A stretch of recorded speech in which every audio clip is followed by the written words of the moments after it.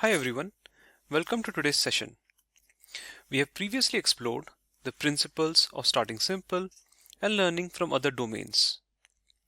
Building on this, today we will delve into another crucial principle: don't neglect interactions.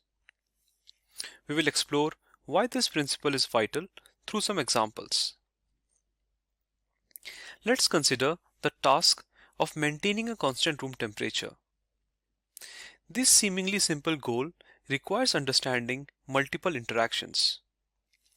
For example, you need to know how the walls interact with the ambient temperatures, how the occupants in the room contribute to the addition of heat.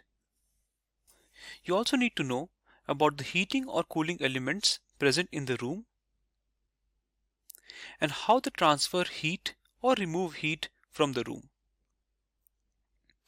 You also need to consider the ventilation in the room as it impacts the air quality and removes or adds heat to the room. Without considering these interactions, it will be very difficult to control the temperature of the room. In industry as well, awareness of a system's interaction is very important. Overlooking interactions can sometimes have severe consequences. Before joining Wolfram, I worked at a petroleum installation. Part of my role involved ensuring safe conditions in the installation, and that is where I learned about the fire triangle. The fire triangle is a simple model for understanding the ingredients for most fires. The triangle illustrates the three elements a fire needs to ignite: heat, fuel, and an oxidizing agent, which is usually oxygen. Understanding this interaction model helps in preventing or extinguishing fire. For example, you can extinguish fire by removing any one of the elements in the fire triangle. When you use a fire extinguisher to extinguish a fire, you are trying to cut off the supply of oxygen. In case of fires, if action is not taken immediately, then it becomes very difficult to extinguish it. This image is an aerial view of a petroleum installation situated in Hemel Hempstead in the UK. On December 11, 2005, there was a petrol spillage from one of the tanks that was being filled with unleaded petrol. As the leakage went undetected for a few hours, it created a huge amount of rich mixture of air and fuel.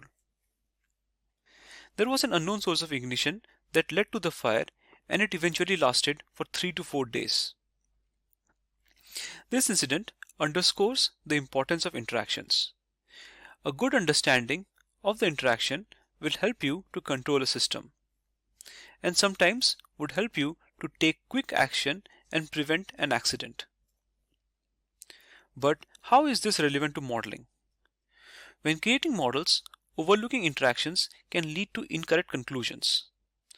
For instance, systems often need to function in conjunction with others, and understanding their interactions ensures they integrate smoothly and operate correctly.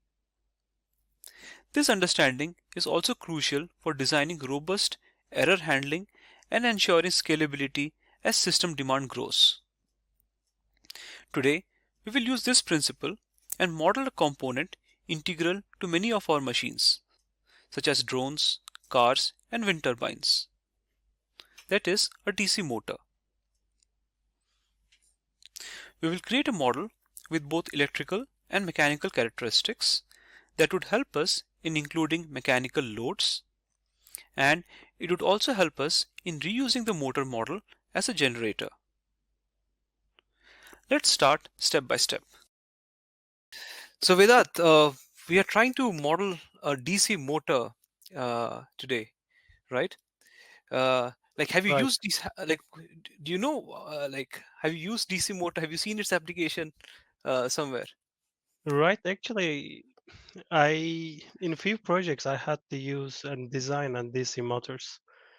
Uh, right, so one of them was a really big fan, I would say. The Uh-huh. other one, actually, you work on that project more than me. I guess the drone model.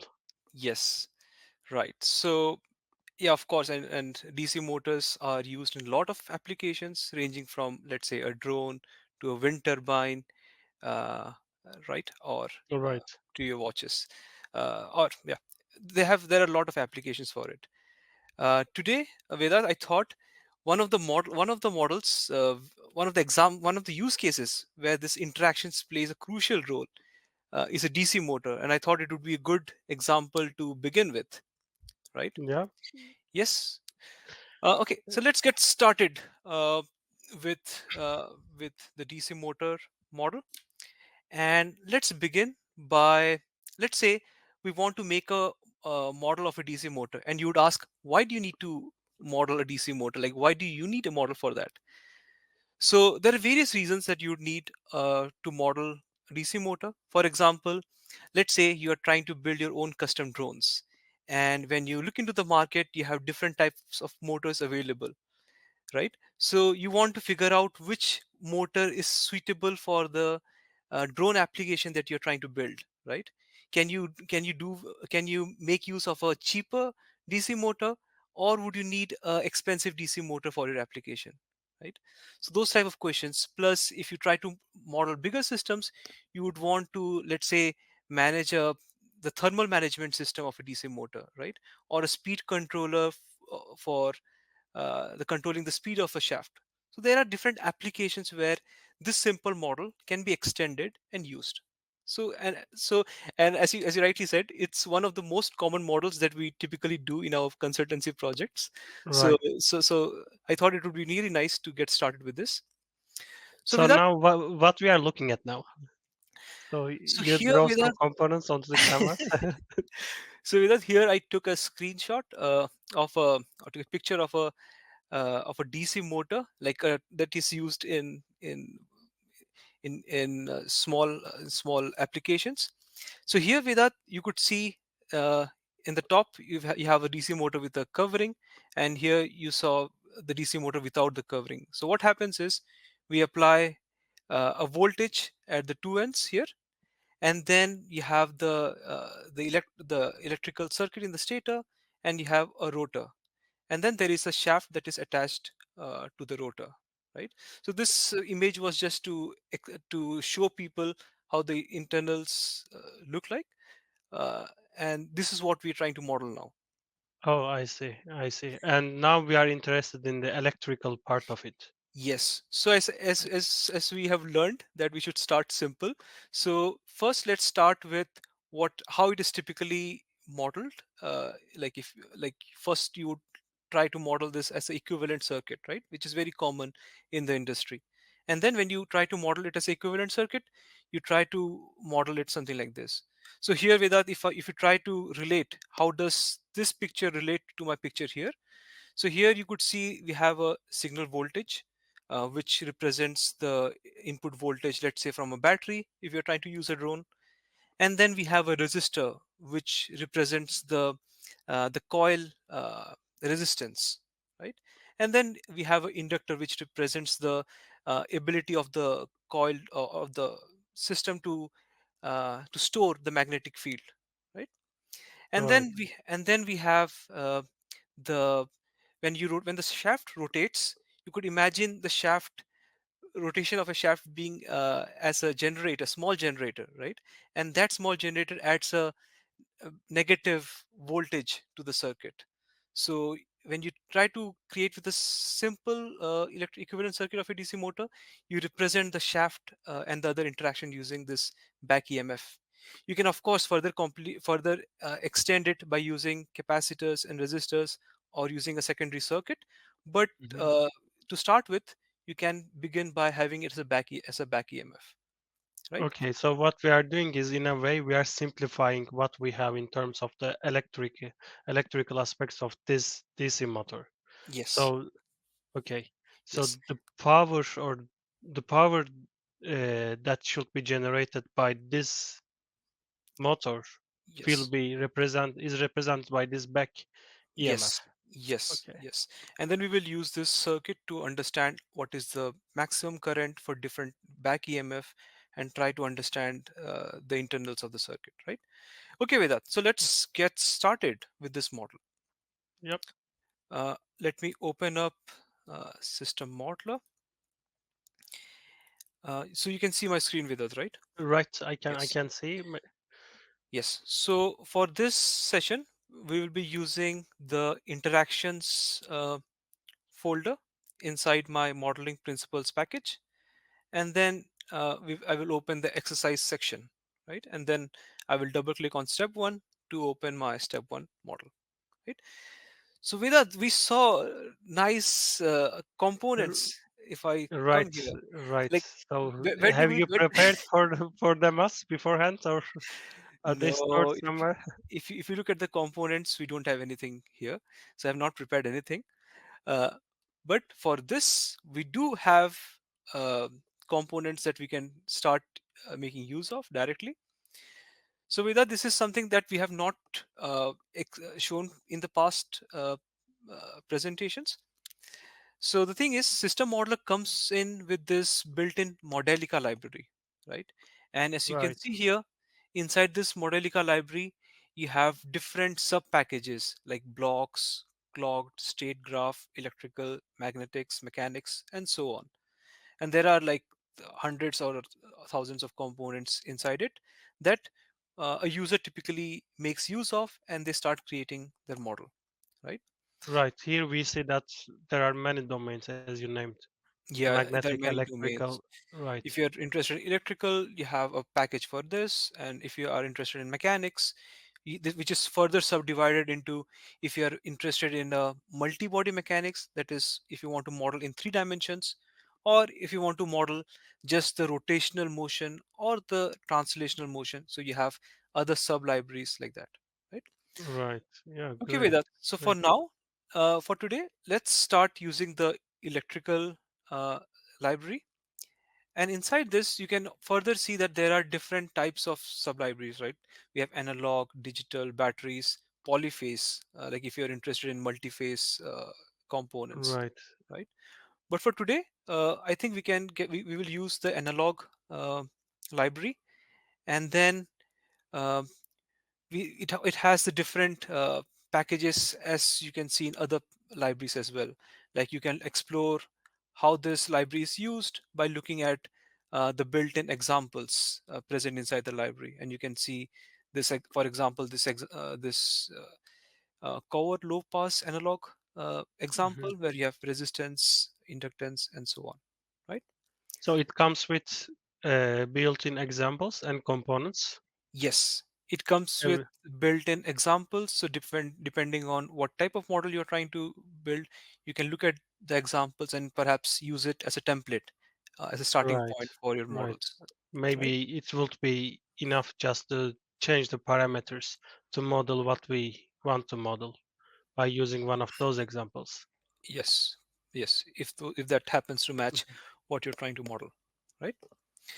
Okay, with that. So you could also see that there is a library called Basic, and here you can see the basic components like resistor, conductor, and other things, right? And here are the basic Right, elements. We also have like other advanced models, but for today's session, we will just stick to the basic package, right? Okay. yeah, So to get started, um, if I see my model here, I have a resistor, inductor, ground, and two voltage sources. One voltage source, I have a signal that I am giving it as a I'm giving it a signal, and the other one is a simple back EMF voltage, right? So here I can see I have the ground component, so I will drag it in.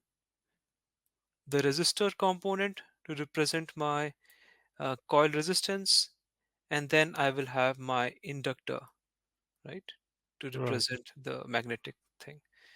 But I cannot find the voltage source here. So if I look into other sub-libraries, I can see there is a sub-library called sources. And if I go into the sources sub-library, here I can see a constant voltage, step voltage, different types of voltages are available here that I can make use of, right? For right, for our example, let's start with a signal voltage, and let me just flip it or rotate it. So I can rotate it by pressing Ctrl and R. So I do that thrice to get uh, the desired orientation. And then for the back EMF, I will use a constant voltage, something like this, right? Okay. Okay. So now once I have the components, right, let's go ahead and do the next thing. Let's give it proper names, right? So if I to rename it, I selected the component and I pressed F2. For this, let me just use signal voltage. I think that is all right. For resistor one, I typically use just a resistor. If I have only one resistor, it's easy to just use it without the Right. one. And then for inductor, similarly, I do F2 and then I remove the one. And same for ground. I press F2 and remove the one from here, right? And then I would reverse it. Um, right. Let me go back to our model. So yeah, this is exactly how it looks. There is one thing here. I want to flip this so that my positive is on the top side so that I have this constant voltage uh, in the opposite direction of my signal voltage, because Right. this back EMF, okay, this is back EMF. I forgot to rename it. Let me do it Hmm. right away. Back EMF. So since this back EMF is resisting the driver voltage, so uh, I will flip it, and to do that I will right click, shape, and flip vertical. So now you see the plus is on the top and the plus is on the top, so it will be in the opposite direction. And then I would press C, connection line tool, and then start connecting my components. Right. So just by looking at this model, we can say that we can't have let's say a DC motor which has higher voltage requirement to run than the power source, right? Assume that we have like a battery, let's say 3 volt, and we have a DC motor which requires to run to start with like 5 volt, which wouldn't happen. Right, right. Um, yeah. So this is defined by the voltage source. So now if I look at our model with that, Mhm. I have used a constant block source here, right? So where can I find those type of sources? If I look here, I cannot find those type of blocks. So perhaps, so those type of blocks with that, so those are the generic type of blocks where you have the mathematical equations which are not related to the electrical domain, but they're just mathematical representation of Right. sine, cosine, and other things. You can find all those blocks, all those components inside the blocks package. So inside the blocks package, we have the sources package here, right?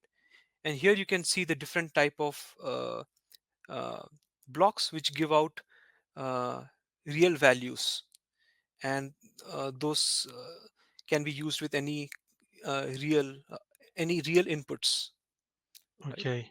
Yeah, So we see constant step ramp. So, yes. other than that, do we have any chance to like give our own created data input?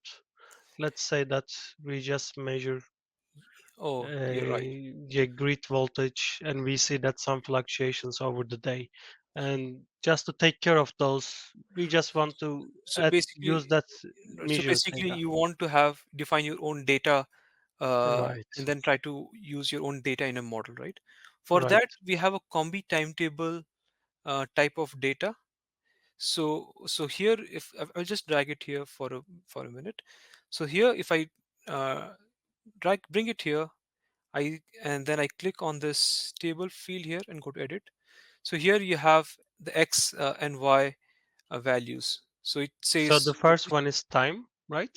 yes, and the second column is the value of it. So at 0 it is 12, at 10 it's 15, something like that. So Okay. you can define your own things here. So what happens if the simulation time and this time doesn't match? So, Then there are different. You can select between different extrapolation techniques, oh, okay, okay, and then you can use those things. And also, if you have a different time scale, for instance, in the x-axis you have times in minutes or days or hours, you can actually define your time scale and then you can couple it. Okay, right. but anyways, Vedat, let's get back to our model. Yeah, this question we got from the audience, so I just Oh, want to, that's yeah, okay. That's nice. Okay, so now let me get my constant, and then uh, once I have the component, I will connect my real signal here. So here you could see with that we have a real signal, and I can press a numeric value like 5. And then when I'm supplying this real value to my signal voltage source, what is happening is it is converting that real value to 5 volt. And then this component adds all the equations, right, that is needed to couple it with other elements in the electrical, in the circuit, circuit, right? right. One other thing that with that I also want to mention is I think we mentioned it in the past sessions. So you could see that this way of modeling is, it looks very similar to how you draw electric circuit in a class, right, in your high school or in Right. your college. And you could see at the connection ends we just connect them together. We don't specify how the at the connections how the equations are solved, right? So how does this joints We work? don't care about in which direction the current flows, you mean in a way. Yes. Yeah, So we don't care about, like, in the connection, which direction the current should flow or how should the voltage drop happens. And I think those things are automatically taken care of. And under the hood we are using this voltage current law and voltage and Kirchhoff's current law and Kirchhoff's um, uh, current current and yeah, yes, current law, Kirchhoff current and Kirchhoff right. voltage law. So it's basically at the connection point, the voltage is the same. Uh, So yeah, maybe we can talk about everything because that mhm. is, I guess, in a way what the Modelica is quite powerful, the system model, right? I Yes, mean, when we connect two things in a node, so here we have, for instance, over there that thing, so we yes, have a connector point. So yes, over there, what we are saying, instead of each time writing, okay, this coming current, we don't know in which direction, yes. We don't know. and yeah, all their summation is zero. Yes, And other than that, we are also saying that at that point, all the potentials are the same, right? yes, It doesn't yes, matter from which direction we are looking at it. yes. So, so this is something a causal when we don't need any reason, any causality with Mhm. this coming from here and causing this and Yes, happening.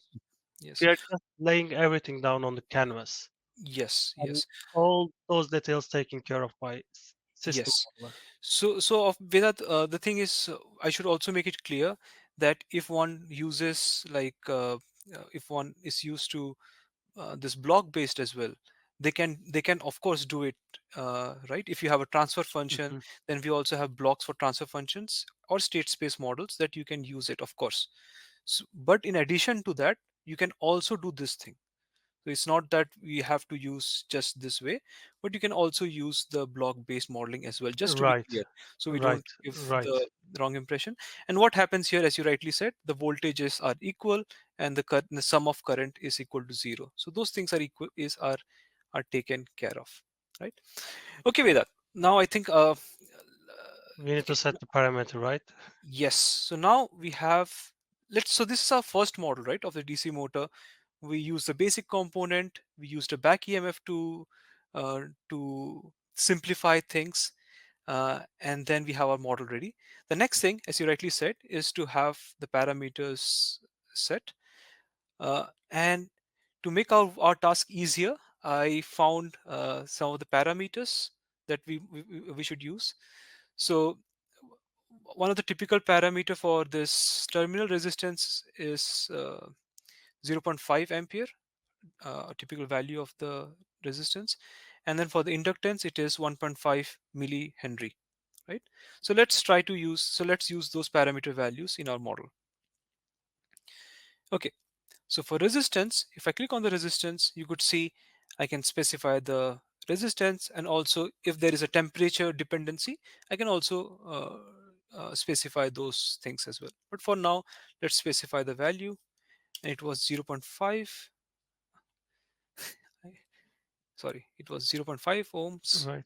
So I have 0. 0.5 ohms, and I will not set the other things. I'll keep other things as constant. Then for the inductor, I will set it as, was it 1.5? 1.5. And when I type in 1.5, I have the different units, and I will select the millihenry here, right? And then it's automatically converted for me. Okay. Yes. So because the display unit is chosen something different than the Yes. milli. Yes, and we Okay. discussed this in our past, in the last session as well. So if I want to have it as millihenry, I would click on Henry and then click on the display unit and select millihenry here, and then click OK. So now the display unit is in what I want, right? Okay. Right. And then for back EMF, for now, let's take 1 voltage, 1 volt. This back EMF, there is actually a formula that relates the back EMF. And as you can see here, this back EMF is related to the speed with which the shaft rotates, and also a torque constant, right? And then this value is between 0 to 5 volt. And as you increase the speed, the back EMF will increase. Okay. But now we can only say, okay, let's run the model and Yes. yeah, Before, comment on the results. yes. Before we run the model, let's set the experiment setup. Okay. Yeah, you're right. Let's go to the experiment setup, and and I had in days, set in days. So I will change it, change the time unit to seconds, and stop time to, let's say, 10 seconds for now, and click OK. And now let's simulate the model. Okay, so Sergio, how are you?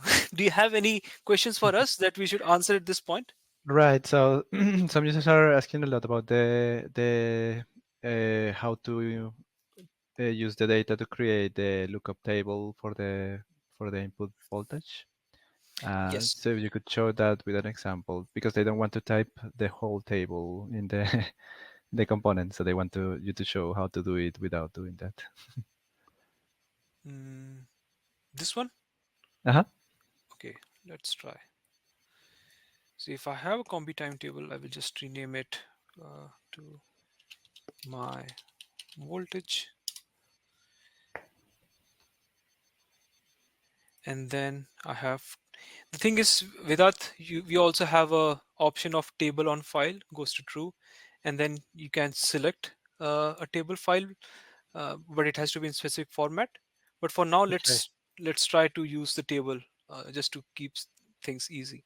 Yeah, I And guess then they're mostly interested in how we can use those file formats because they Mhm. found it is a bit tedious to fill all the table Yes, by so hand. yes, so Maybe typically maybe we can cover in the next session. We can yes. have at least a really example. Yes, for now, let me just use this without, so 0, 5, and then I will have at 10 seconds, I will have it at 5, right?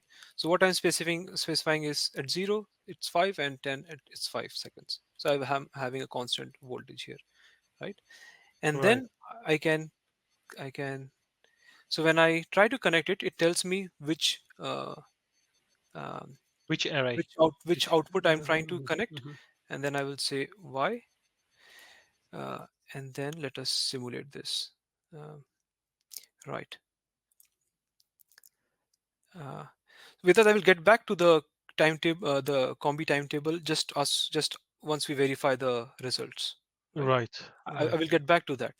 Uh, so now, Even without, if we can't cover today, we can prepare a I mean use case example, real world example. We can find one and Mhm, cover in the next session. right. So with that, for now, so now here, if I try to plot, we had a my voltage source, and then if I plot the Y1, the output Y, we see that we have got a constant value of Y. right? Right. Ankit, can we cut and paste from an Excel spreadsheet? Uh, if it is in this format as a list. But Vedanta, let me get back because I know there will be a lot of questions. Uh, Yeah. okay, I just want to quickly wrap up related to Excel part. I mean, related yes. to So so commit so here timetable. you could see that once I set those values, I can see a constant y value, right? Okay, so we see that that's how it works. The way that I typically create this table is I use the Wolfram language, and we discussed, or I quickly covered, the create data system model function, right? So the create data model function is my go-to function to create this blocks programmatically. So let's say you have an Excel file, right? And you can import the data into the Wolfram language using the different functions. And once you import the data as a time value pair, you can pass it on to the create data system model function, which will create this automatically for you. So let's say if you have, so in the Wolfram language, you get the ambient wind speed data that you want to plug into your wind turbine model, right? So Right. you use the create data system model to create, to do this automatically. Perhaps Sergio can fill in with some more details. But that's how I do it most of the cases. I find it very convenient. Right, right. Yes, indeed. So, for instance, if you're working with a file an Excel file, you can import the data directly in the Wolfram language and then pass that to create data system model. That would be the simplest thing to do, probably. Yes. Okay, Vedat. Okay. So Have let's you get run the back simulation? gets back You to what we what we are modeling. It's very easy to yeah, change uh, focus. Okay.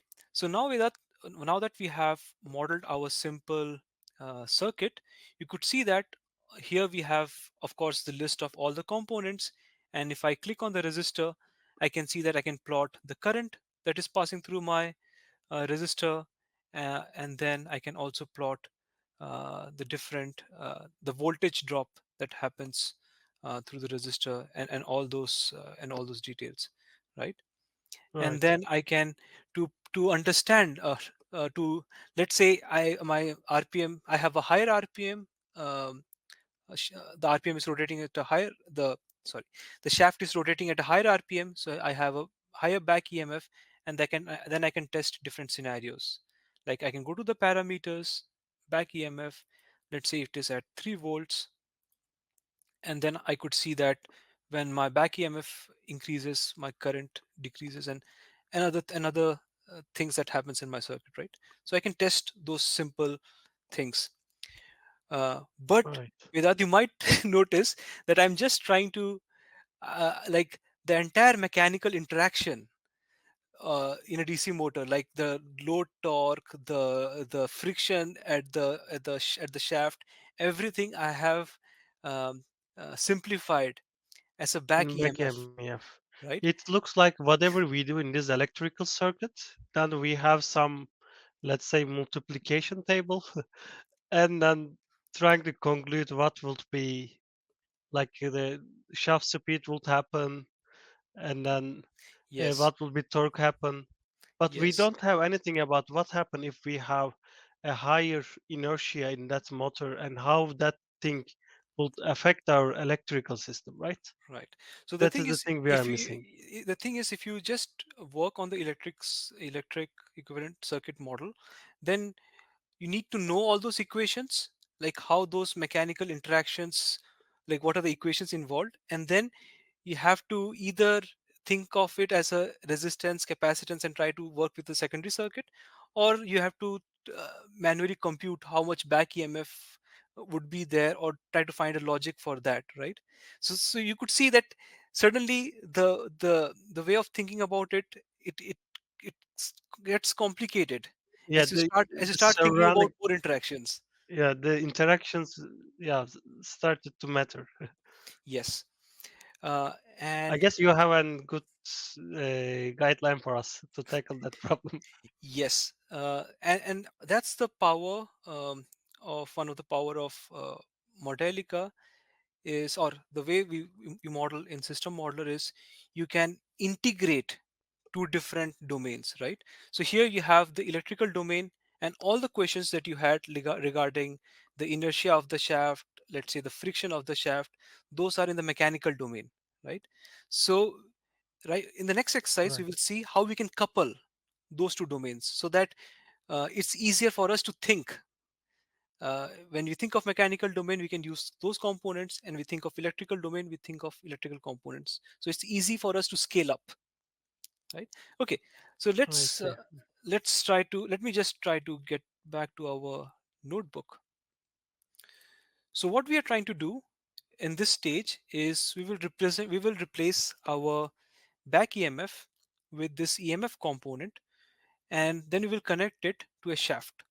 So what this EMF component does is, Vedat, it converts the electrical energy into rotational energy, right? Okay, the And mechanical one. Yeah. yes, and then we can add other rotational elements like a shaft, damper, and other things, So as you can we see see here. that here we have different connectors. So what that imply? Yes. So in system modeler with that, you could see we have connectors with this blue ports, we have connectors with this gray ports. So this color means that they belong to a certain domain, right? And Okay. I cannot simply connect a blue with a gray port, because I don't have the equations that relate those two ports. Like I cannot connect a wire with a shaft, right? Right. Yeah, it I will. don't have Yeah. the means, the equations to connect those things. So we cannot easily connect that. And to prevent us from doing those errors when you try to model things, we try to limit or scope our problems by having this specialized connectors. I see. I see. On the other hand, you are saying that we are changing the domain here as well. I mean, at least we have more than one domain now, Yes, we right? In have. this example. Yes, we have the electrical domain and we have the rotational domain. Okay, Vedat. So let's see where we can find the EMF component and where we can find the shaft component, and let's build upon and let's create a new model, right? Yep. Or let's improve the model that we already have. Okay, so for now, let me just delete the back EMF component. And if I, the first place, of course, is to search in the basic package and try to see if we can find the EMF component here. And here you could see that we have a rotational EMF component. And if I select this and I press F1, it says EMF transforms electrical energy. Can we zoom that a bit? Yes, sure, Yeah. sure. Now we can see that. Yes. So here, Vedat, what I did was I selected my component, pressed F1 to get to this documentation view. And here you could see that it says it transforms electrical energy to rotational energy, uh, and so on, right? And other things. And then, of course, you could look into the different examples, and then you try to understand how this component works. But for now, you have to trust my word and then use this component here. Okay. So when I drag, so okay, now I have this component, and now let me just uh, connect it to the remaining circuit, right? Now with that we need so now we have a component which transforms the electrical energy into mechanical energy, and vice versa. It can also transform Okay. mechanical to electrical energy as well, depending on the equations. So how do we where do we find the components from the rotational domain with that? Yeah. I guess we can check something mechanical. Yes, let's get back to our Modelica library. And here in the Modelica library, if we see the different sub packages, we see we have something called mechanics, and then we have a sub library called rotational, right? And if I open one of the examples, then you could see here we have a example using the components from this library, where we have defined a torque, we have inertia, which represents a shaft, then we have gears, and we have other things, right? So probably this is the library that we should make use of, Yeah, right? Okay. And I then if agree I with you. and then if I look into the components, we have things like inertia, disk, spring, and so on, right? Let's use the inertia component for our model and then just bring it here. Right. It also looks like our physical motor, right? Yes, first let me just rename it shaft, and we will get back to our image so that we can relate to it. And yeah. Okay. Okay. Yes. So now if I get back to our image here, you see it it looks like the shaft we have here. So yeah. uh, So here the inertia we are setting is the like the equivalent inertia of this DC motor, right? of the shaft of the rotor of the DC motor, right? So All the component, because we assume that this is something lumped. Everything is yes, one yes, place. So it yes, is okay. yes, yes, you're right. tot- uh, Total outcome. Yeah. yes. And you have developed the rotating machinery library, Yeah. where you know that if you have a much larger shaft, much longer shaft, then you have to break the entire shaft into different components, right? Yeah. And that's a different model altogether. Right. Right. If we need, we can do discretization, but here we are looking on like lumped model now. Yes. Okay with that. So once we have this model, let us look at some of the parameter values. So you see that we have a torque constant. Uh, so when you go and search for a DC motor Vedat on the web, you would find this values listed in the specifications. So it's not something that you have to know. For each motor type, you will find this torque constant and all those details listed in the specification. And then let's use this, and then you can see the inertia value for the motor and load. It's mentioned as 0.00025 newton meter per radian per second square, right? Let's try to use these values. Right. Yeah. Quite relatable. It is so small. Yes. Now first let me connect my shaft to the EMF. I will click on the EMF, and you can see it is asking for the transformation coefficient, right? uh, which was 0.005 newton meter per ampere. So 0.005, or was it 0.05 newton Right. meter? You seem Yes, to be right. Yeah. 0.05 newton meter per ampere. So also you could see with that from this a unit for each ampere. If you increase, then you are increasing the torque by 1 Newton meter. Oh, Right. I So see. that's I what see. Right. that's what the And coefficient. that is, yeah, that is the relation between those That's two. how it relates to, Yeah. yeah, this thing. And for the shaft, now let me put in the value, which was 0.00025. So if I get back, it is 0.0025, and you can see here it is Newton meter per radian per second square, which is basically torque divided by angular acceleration, which is in, Right. Since all of them in SI units, so that you just yeah, easily conclude that it is a kilogram meter square, right? yeah. That's why I didn't Okay. that's why I didn't convert it back, because all are in SI unit. Okay. A good trick. I learned something new. Okay with that. So now we have our EMF, we have our shaft, and we have the model ready, right?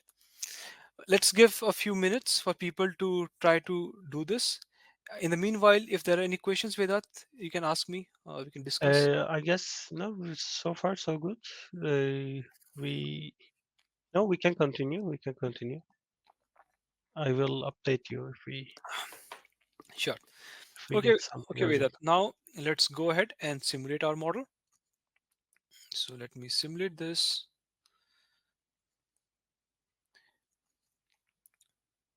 and let's see what we can observe. Okay, so I will create, okay, I don't need to create, I can use this. Um, right, I'll clear this plots, and I will remove the plot. So I start with a blank plot. right? So with that, now unfortunately I cannot zoom this view, so you have to Okay, I'm sorry about that. we need to get closer to the screen. Okay, so with that, let's just start by plotting the speed of our shaft, the rotational speed of our shaft. So I go to the shaft component, and then you could see I can plot the angular acceleration, uh, the inertia, and other things. What I'm interested in is the speed, so I click on W, radian per second. Okay, this is shaft speed. Yes, and then you could see we have it. It has it Latencies. It is stabilizes at 100. So of course mind you, we are using a constant source, and I think we will change it in the next step. So when you use a constant source, you see that we're starting directly at 1, right? So it is trying to keep up. uh, right, what I typically use in my models is a ramp voltage, so we reach there easily, or in a more gradual fashion, so that things are right. much smoother. But here you could see we had a constant voltage, that's why it's like this. And then once we have the shaft, let's try to plot the voltage across our EMF. So I can plot the voltage, so you can see once the shaft, like at the end, the shaft reaches the 5 volt, and then we have 100 radian per second. And if you divide the EMF voltage by the shaft, you will get 0.05, and that is a transformation coefficient Oh, that, that is what that we we said. define. Yeah. So that's what we define, and that's what we are getting here. Ankit, by the way, do we use the same voltage source as the notebook example has? No, uh, no. The reason being, you asked me to try out Right. the Okay. timetable. So this is not fair. You ask me to do Yeah. something live, and then you try to compare. No. Okay. Okay. Okay. But I think that's a good point. Let's use what we have in our exercises. So let I will just remove the my voltage source here, and I will use a ramp uh, uh, volt. Uh, Okay. I RAM will use source. Yeah. a RAM source instead. So I will go to blocks. I'll go to sources, and we have a ramp block here, right? So let me drag it in, and my voltage, right? And then I will say my RAM starts at 0 seconds, and it goes up to 5. Uh, and then it takes, let's say, 5 seconds to reach 5 volt. So what I'm trying to do here is the ramp goes from 0 to 5 volt, and it takes 5 seconds to reach that, right? So that voltage there. Okay. Yes. Yeah. And then I'm connecting it. Now let me just check my notebook so I know. Yeah, right. So yes, we have used a ramp in our exercise, so let's go ahead and use that, right? Okay, with that, so now we have connected this voltage, and now let's simulate this model now.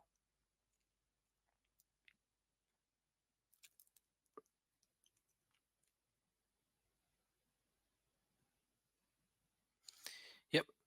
So yeah, this is the EMF, and then you can see how the shaft speed is changing as the EMF changes, right? Right. Right. uh, right. But there is also interactive. Okay, right. So with that, now once we have the model, of course, then we can test how the different parameters would affect uh, the response, Exactly. For instance, right? you add an inertia, right? I would like Yes. to see effect of it actually. Yes. So let's say we added a shaft, and let's try to have a very big value. Let's say 1 kg meter square. Maybe we can duplicate this Oh, yeah, simulation so that we can plot them over. right. So this is something that I have not covered, Vedat, and it's nice that you mentioned. So what happens is when you have a experiment. So once you run a simulation, what you have here is an experiment, right? And you want to change some parameters, and you want to compare it with the default scenario, right? So Reference scenario. yes, Yeah. with the reference scenario. So when you change the parameter, you're actually changing the the complete thing, right? So Right. one way of comparing those is by duplicating the experiment, right? And that we do by right clicking on the experiment here and choosing duplicate, right? And when I choose duplicate, step 1 2, and you could see that step 1 2 was created for me, so I Yeah, have duplicated that experiment. we could name that thing as we like, right? Yes, if I right click and I do rename, I can say my new experiment. Anything that you like, you can give it a nice Right. Even the design. parameter name, which whatever we are changing, like the new inertia goes, let's say one blah blah something, so that we Yes, can see which one we run, right? yes. So it's up to you. Like Yeah. sometimes you rightly said, you define the parameter value, you put it in the name itself, so you can easily compare. Mhm. But let's say if I change the shaft inertia to, let's say, 1 to keep it extreme, and then let me just simulate this. And here, if I try to plot shaft.w, you could see Oh, it's oh, it's very oh. low. So I think it's a very No, small no. I value. mean, it is. Yeah, it is definitely affecting our model. Yes, of course. And then if I have it at 0.01, you could see I am getting a different type of behavior. And you could see my simulation is not sufficient, so I will just increase my stop time to 100, and then you could see here. Right. Uh, Yeah, we and need and you, to. and yeah, I need to resimulate my step 1. That's why you're seeing that gap. Mhm. And if I try to resimulate this, you can see. So this was the response um, Lighter. for the lighter inertia. You're right.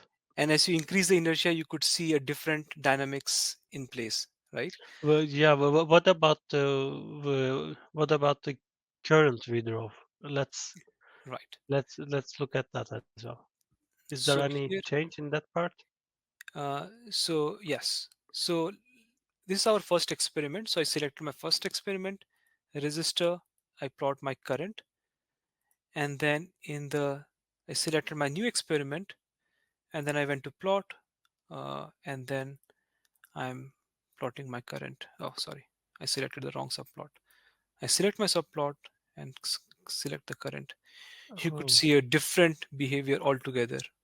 right, And this is because when we are starting the shaft, we are doing more work, because we are trying to accelerate the shaft, and you could see a different behavior. right, And once we reach once our because we had a ramp, right? And once the right, ramp reached the 5 volt, then what happens is we are trying to stabilize, and then you see that there is a deceleration, and then it reaches a steady state, and then you don't need to put in more right. current. We are still not decelerating.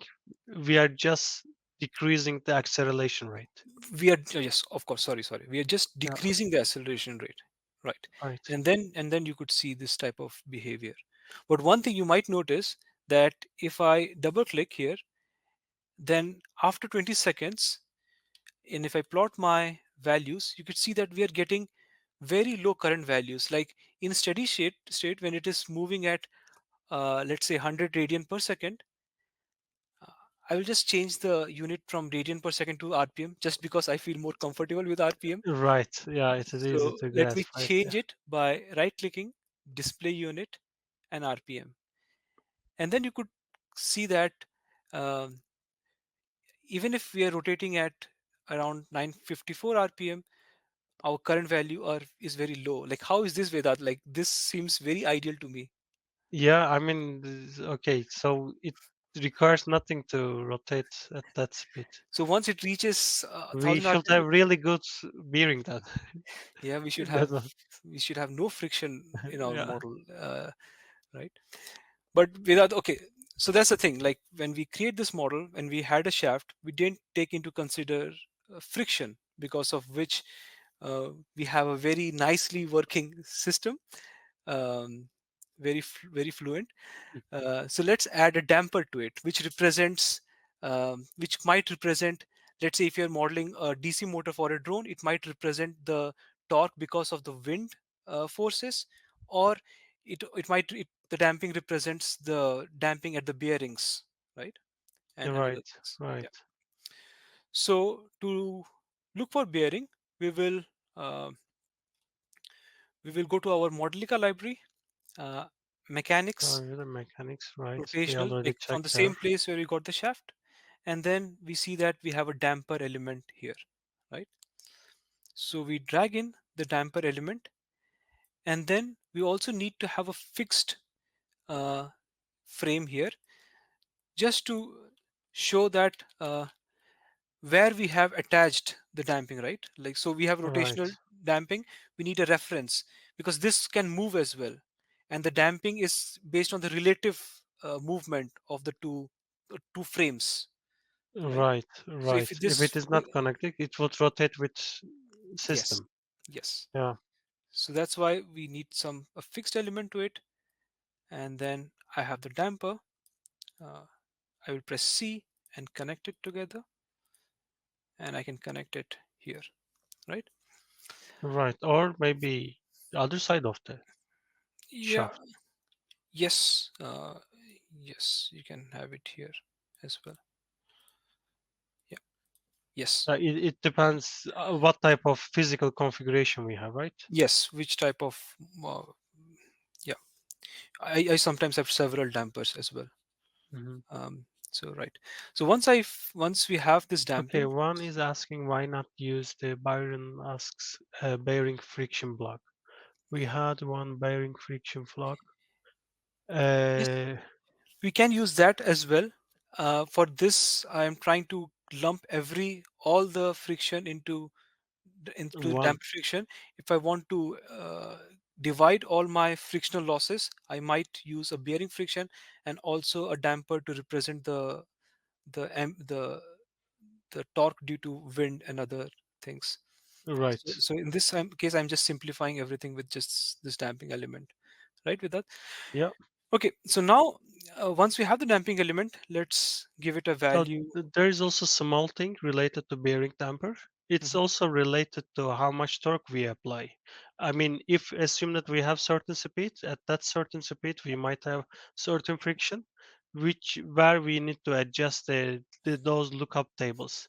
But now what Ankit uses, what we are using, it is like a simplified version, which what we need for this showcase.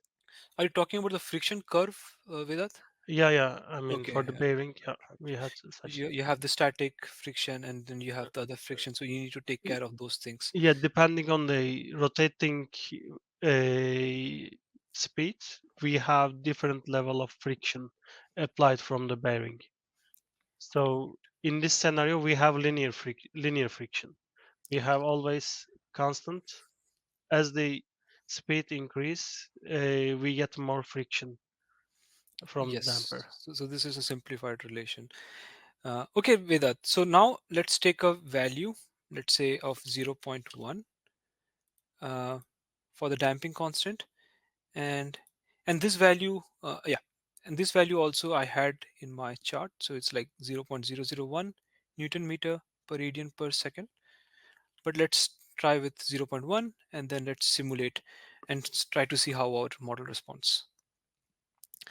So now, Vedat, you could see that when I built this, I actually created a new experiment, right? And then here, so it created a step 1, 2 for me. It created a new experiment when I modified my model. So now let me try to plot the resistor current here just to compare with the other things.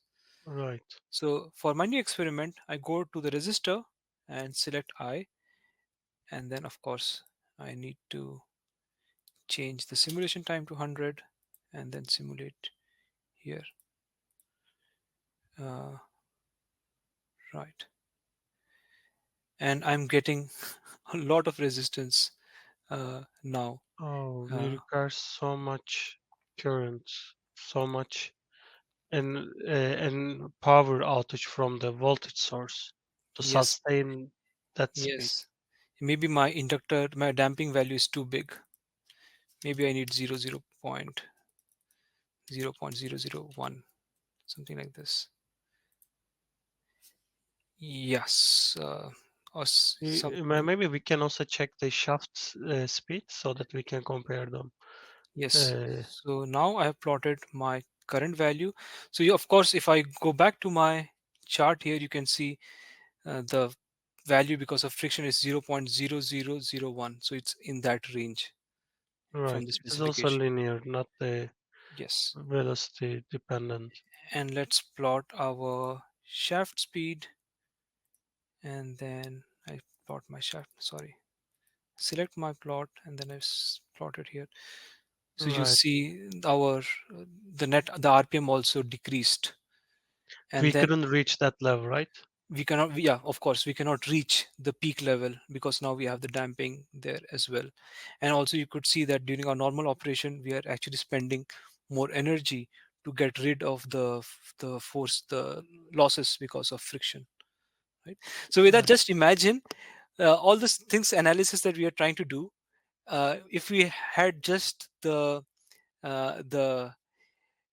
back EMF component, or having resistance, capacitance, trying to mimic different things, and now at least some inference that we are trying to make just by using, or just by thinking about a shaft and a damping in its own right, and not trying to think Right. in equations, because all those equations are taken care for us when we Right. try to It couple will be this. really tricky, as you rightly said. For instance, we had the back EMF and we tried to compute what would be happen if we had a higher inertia, right?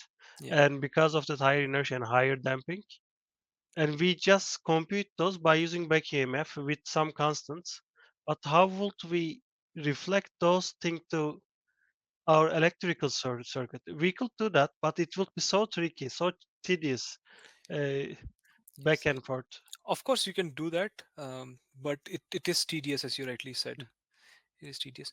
But one last thing with that, like one thing I typically do is we had a um, we had a voltage source here, right? What I typically do with that is when I have this DC motor model, I usually try to play around with it with real-time simulation and try to change the voltage using a slider, and then try to see how my circuit volt actually responds to this configuration, Oh, you right? want to gamify it. Let's try to do that. So let me disable my component now. So when I disable the component, is still there so that I can reuse it later. But now all the equations are disabled, right? And now let me try to create a connector. And I do the connector by clicking on my this connector icon and right clicking, and then creating this create connector. So it creates this V1 input for me, right? Now what I want to do is I want to connect a slider to my V1 thing, and then I want to play around with my voltage and see how how things change, right? But before doing Uh, that, yes, Vedant, you're saying something? no, no, no, I'm not Okay. saying. I'm just following. So let's go to experiment setup, and let's simulate till, let's say, 100 seconds, and then I will have simulate with real time to true, right? So I can set an interval length 0.01 seconds. So to simulate it with real time Vedat, what I did was I set my synchronize with real time options to true. Then I have an interval length, and then I click OK. And then let me just start. Let me simulate it now. Right.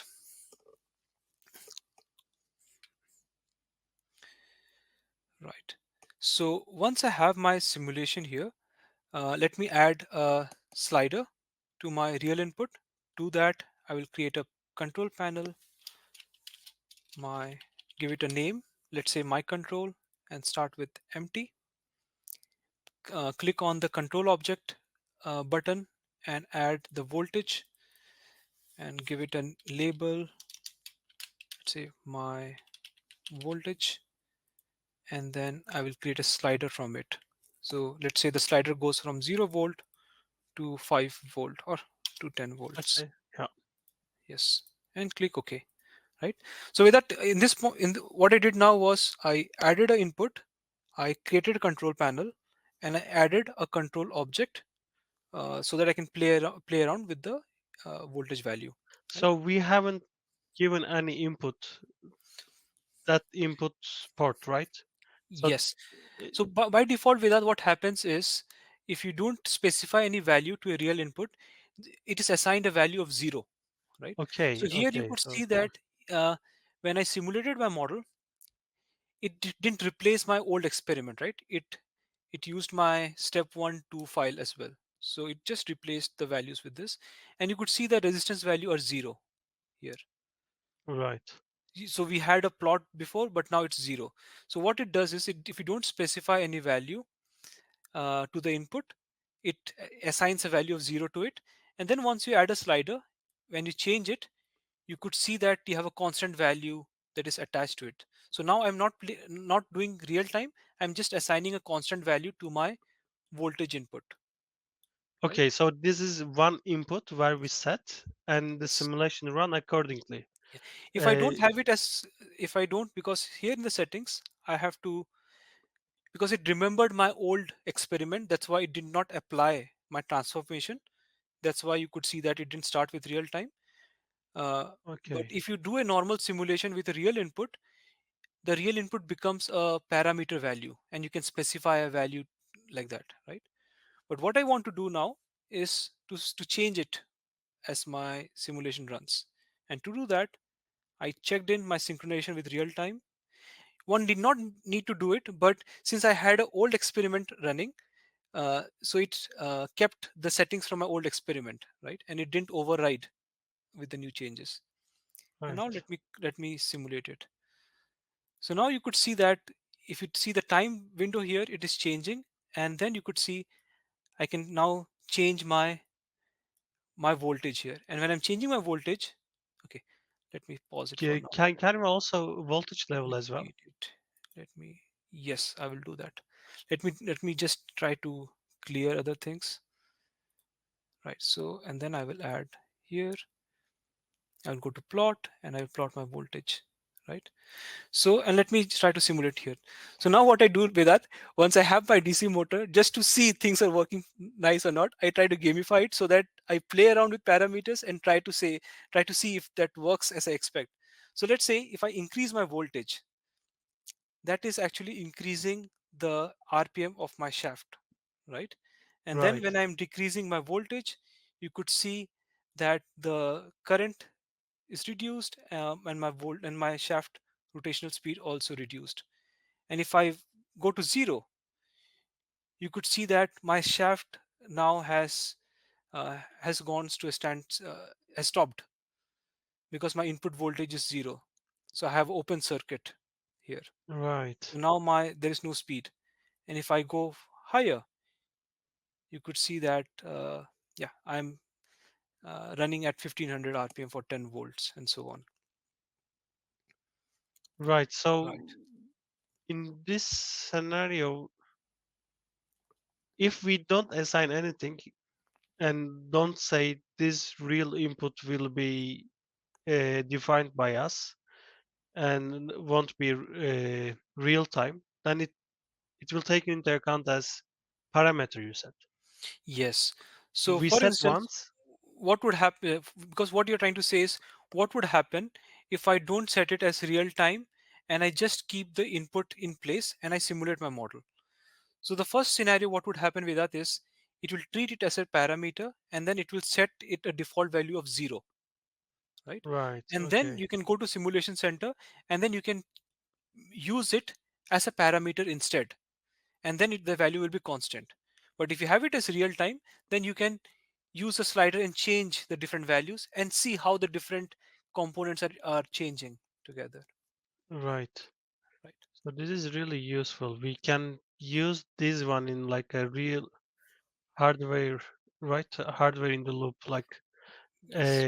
assume that we have a sensor maybe, and while this system is running in real time, we can use those measurements, and maybe we might have a controller for that as well.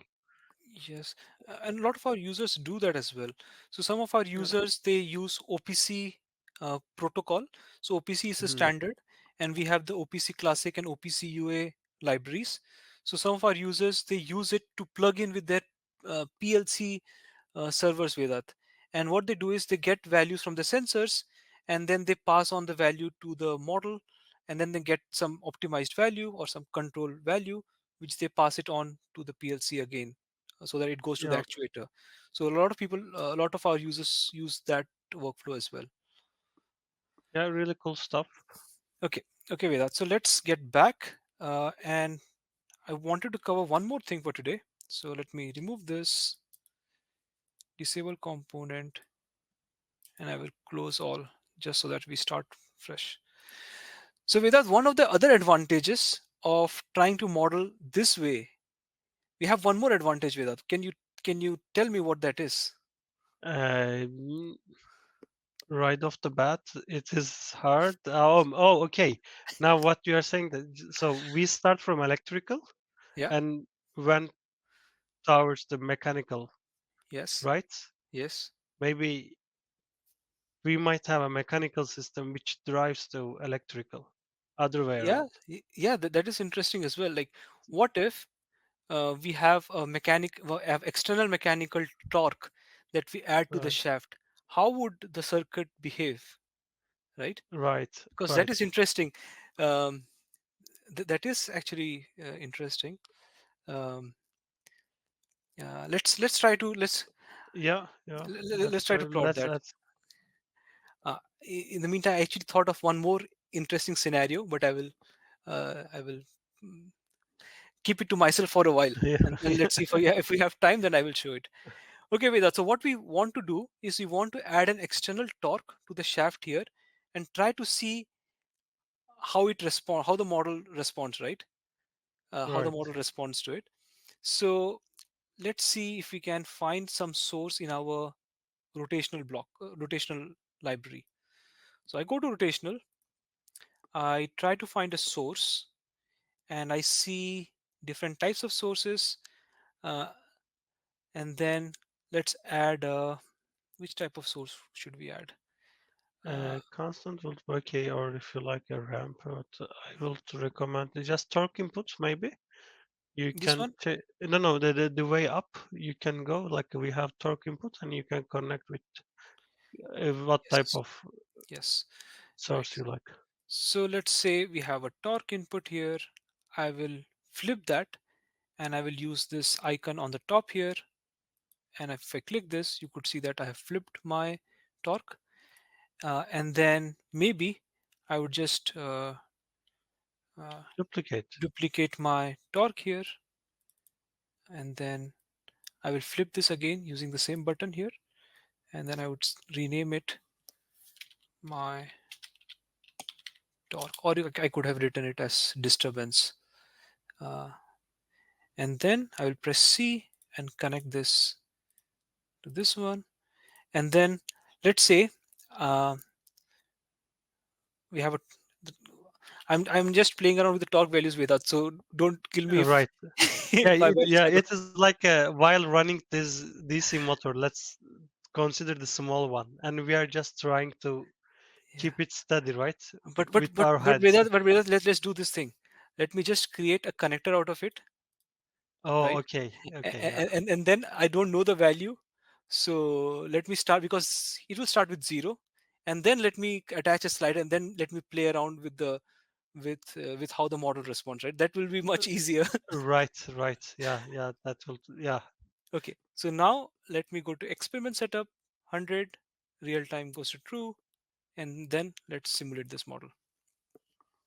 sounds more realistic as well. Like while playing at that, at which point you will either stop it. Yeah. So of course, I removed my voltage input, so I'll just pause it for now. Let me set this properly. What? Okay. Let me go to delete this, add a control object, give it a tau, call it disturbance, and the slider. Start from 0 Newton per meter to, let's say, 5. I don't know which value is. Yeah, might be much. Yes. And let's plot. What should we plot? Let's plot uh, the shaft, the RPM of the shaft, Right. uh, And also the torque we are applying. So let's see and which then direction it's rotating and which direction we are implementing torque, applying a- torque. and then torque. And when it flips, when they align or flips. So I have the speed of the shaft, and then I And should then the apply. torque we are applying. Yeah. This is the torque we are applying. Yeah. Okay, and then maybe something on the electrical side. So maybe what is the current in the Yeah, current direction as well. current Right. in the circuit, and then we, mind you, we also have voltage source, right? So Ro- here we have a Back voltage EMF. Yeah, source, oh, EMF we had. right? Yeah. Okay, so if I go to explore, let's start with 0 and let's try to simulate this. So here you could see there is a ramp because we had a ramp voltage input and I have my disturbance at 0. So there is no external torque and you could see it's rotating at 40 rpm. Let's see if I increase my disturbance.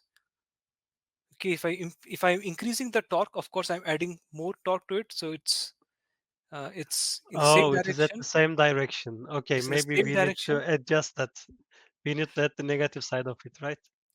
Yes, we need to do that. It will keep increase. Yeah, we need to uh, adjust the boundaries of the slider. Yes, but also one interesting thing you could observe here with that, we will modify it. But if it is rotating in the same direction and if you are applying torque in the same direction of the movement, you could see that the net the current in my circuit is decreasing. So I have to do less work, Right, it relieves the system. right? Yeah, So connecting let's the see if there is circuit. a wind blowing or something that is helping the thing to move. So you could see that the current drawn is less. So I'm actually spending less energy. So if I have a battery, it lasts longer, right? Right. Okay, as you said, let's try to edit this and let's go to from -5 Newton meter to this, and let's simulate this again. Right. So here, if I go to negative, you could see that my shaft speed has gone. Uh, okay, let's start with 0, uh, so that we, yeah, okay. Or I can just put the value here, 0 Newton meter, 0 Newton meter here. Yes. So here you could see my torque. There is no torque. There is a current in the positive direction, and I have a shaft speed of 45 rpm. If I do a negative torque, you could see that my speed decreases because I'm going against the direction of the speed of the direction of the shaft. I have a negative torque, and my current in the circuit is actually increasing because now my circuit has to do more work, right? And then if I Right. increase it more, then I am at a position where I have a shaft in the opposite direction, that is around the direction where I'm applying the torque. And then you could see the net torque is negative, of course. And then I have a very high current that is passed. And this is because I don't have a fuse in my circuit which would limit the current that is drawn. In real circuits, you would imagine you would have some kind of uh, a circuit breaker or something that would limit the maximum current that is drawn from this, right? And then you could play around with this. So Vedat, yeah, this was interesting. One Yeah. more thing, Vedat, I wanted to also show here, uh, um, is which I will not show now, but but as a task people can try. In the resistor, we have Vedat this use heat port goes to false, right? if Right. we if if we have use heat port to true, you could see that we have a green dot that is present here. So what this Red sorry, dot. the red dot that is present here, what that means is when you try when you're applying torque, you're drawing in more current, and when drawing in more current through the coil, you're generating more heat, right? And we're generating more heat, that heat will heat up the DC motor model, right? So you can also include that thermal interaction as well. So for instance, once you have this red uh, um, interaction point, you can use the thermal heat transfer library, and you can connect it to a heat capacitor. It's basically a lumped mass which represents the body of the DC motor. And then you can connect it together, give it a value. I'm just taking any value and initial temperature, let's say 20 degrees centigrade, right? And now what happens is this case is similar to like whatever heat you are getting out from the um, resistance from the coils, you are storing it as a heat capacitor. And then you can also think about doing a thermal management system from here, right? You can add a conduction convection element or other things which I will not cover now, but I just Right. wanted to show that you can couple your circuit like this. And now I'm curious, so I will just simulate this. Things might break. This I've not planned for this, so let's see how it goes. uh, yes, and then let us plot, uh, go to plot the heat capacitor temperature. We So can also see if we increase the resistance of the system, like the torque, would cause any temperature increment in the system. yes, yes. So let's say with that, you see here, I have a negative torque and I have a negative speed. If I try to add more disturbance to it, uh, my current is increasing, and you could see the temperature of my uh, system is also increasing, right? Currently It it's should, yeah, it 90.25. will always increase because it is like now we are heating a water, like it is that Yes, kind of system. We don't have any heat loss, but yes, we can see the derivative of it. There is a like now it is hard to notice, yes. but when we increase that, it is going faster. But Maybe we can check the. here no, but here with one interesting thing you see, if I Oh, have here over there if we I saw have that. a torque in direction of the rotation of the shaft, right? I'm drawing in less current, and you can see it from here. I'm drawing in less current, and you could see the rate of change of the temperature, Exactly. right? And Right. this is Yeah, you're right. less.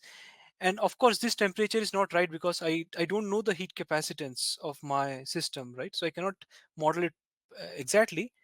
But yeah, but you could see Yeah. the thing here. I just wanted to introduce you to this concept because uh, and then you could imagine doing a thermal management system by adding conduction, flow of air through it, and other complicated things. But you saw now how we started with a simple RC circuit at the start of this session. We added an external torque. We saw how it responds to it. And finally, we could also add how the extra heat lost through the coils, it is used to heat up a body, right? Right. We even gamified. I mean, it was it was really cool project, Ankit. Thanks for that. Yeah. One thing that I could not cover, but I would urge our participants to do is once you have a model, what you could do is you could get experimental data like this, and then you can use the What system model data was that? calibrate function. What data was that, Ankit? Okay, this was uh, s- the speed data with us. So Okay. this was the y data is the speed in radian per second, and the x data was speed was the time. So Time. Okay. it's a speed versus time data. And then I use a system, we can use system model calibrate, where I'm passing on my speed data, which is the radian per second versus time, and I'm mapping it with my shaft speed. So shaft dot w is the speed, right? When Right. which we are plotting now. So w represents the angular velocity. So shaft dot w is the speed, and and the speed data is the time value pair, the experimental data. So what we are doing, what one could do is one could map the model data with the experimental data, and then provide the different parameters that we want to tune, right? For instance, we didn't know what is the inertia of the shaft, or we didn't know how much is the friction coefficient, right? Those things one could Right. tune, and then one can use the experimental data to calibrate their model. So I Okay. would urge, Like friction, it is really hard to figure out, right? I mean, yes, this would be really useful while yeah. designing your own. because what is the Yeah, bearing this. friction and like, like you don't know those things, right? And once you do some experiment, you can get those values out of it. Mhm. This is an exercise. I would urge people to do it. And if there are any queries, please post it in the community, and we'll try to respond it in Yeah, Ankit, can you discussion. go up and show the data? I mean, when you said that this is a bit data, so it might be maybe, yeah, here, this is the data format we are looking at. So So here you could just, see a list of the first value is the time, and the second value is the speed in radian per second, and then you have the speed data here, right, yeah. and then you could see that. Okay, with that, we could see one Yeah, more exercise is, if you replace one more thing that people can do if they want to play around with this model, they can replace the voltage source with a capacitor, and then use this torque element, and then try to see if they can reuse the model that we just covered, but as a generator, right?